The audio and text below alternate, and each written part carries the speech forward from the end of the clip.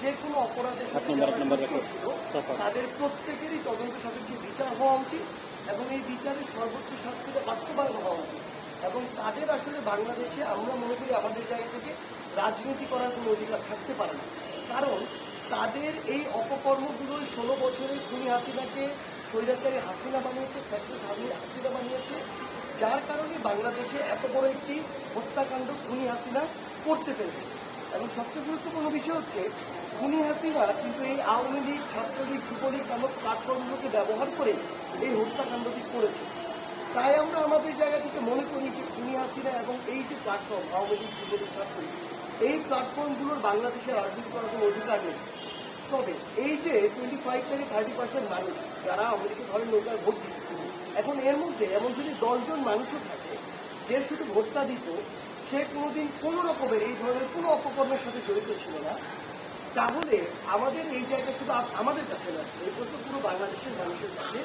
যে তাকে যে অন্যায়টা সে কখনো করেইনি, শুধু একটা ভোট দেওয়ার কারণে এখন যদি সেটা অনুভব করে যে না হাসিনা আসলে খুনি হাসিনা, তার নির্দেশে এত বড় একটা হত্যাকাণ্ড হয়েছে,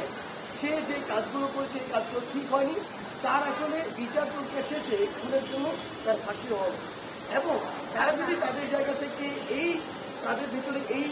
চিন্তা ভাবনাটা আসে যে আসলে আওয়ামী লীগ এতদিন যা করে এসেছে এটা বাংলাদেশের রাজনীতি ছিল না, এটা ছিল ক্ষমতা বিপাসী রাজনীতি এবং রক্তের রাজনীতি, সেখান থেকে বেরোয় তারা যদি নিজেদেরকে সংশোধন করতে চায় এবং নতুন বাংলাদেশে যারা কাজ করবে সেটা যে কোনো রাজনৈতিক দল হতে পারে, তাদের সাথে যদি কাজ করতে চায়, সবচেয়ে বড় কথা হচ্ছে